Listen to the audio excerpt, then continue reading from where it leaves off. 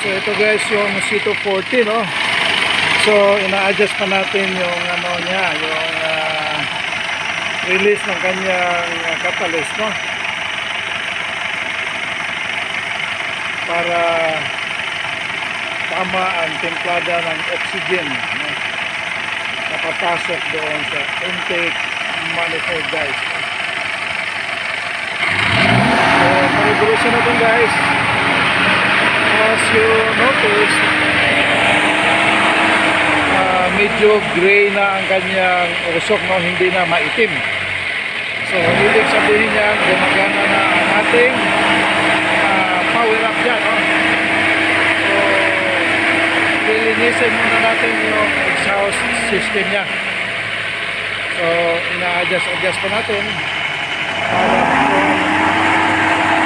okay guys, in-adjust lang natin yung ano, yung release ng ating power up, no.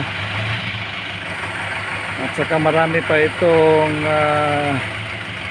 carbon deposit sa loob ng kanyang exhaust system. Pero nakikita natin guys na kanina medyo gray na ang kanyang usok, no. So nawawala yung itim, no. Ayan guys. So tina-circulate muna natin yung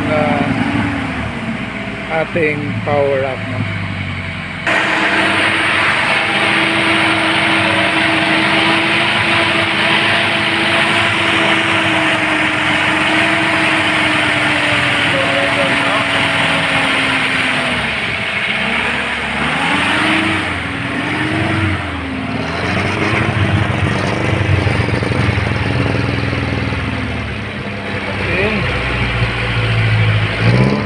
Siya maitim guys. Maya guys patisting natin yan. So sa C240 tayo guys, pre, no? Pre, may kalso pre, pag-ikuha nga pre. Subukan nating patakbuhin ito para maramdaman natin ang kung may power or nag-increase ang power ng makina na ito. Yung normal na testing natin na ginagawa natin, no, na patakbuhin siya naka first gear at without stepping on the gas, no. So hindi natin naapakan ang kanyang accelerator kung kaya ba ng ating makina. Okay guys, so maniobra muna tayo, ha? So guys, hindi mo na inapakan ito, first gear ito, di ba? Okay, so tumatakbo tayo. Subukan mong i-stop muna. Balik sa ano. Okay. Tanggal ang paa sa accelerator. Ayan, hindi na yan, ha? So ayan guys, kusa na siyang tumatakbo. C240 ito, no? Medyo maahon ang ating daan. Ito yung sinasabi natin na testing kung talagang gumagana ang power up sa ating makina, no? Okay, so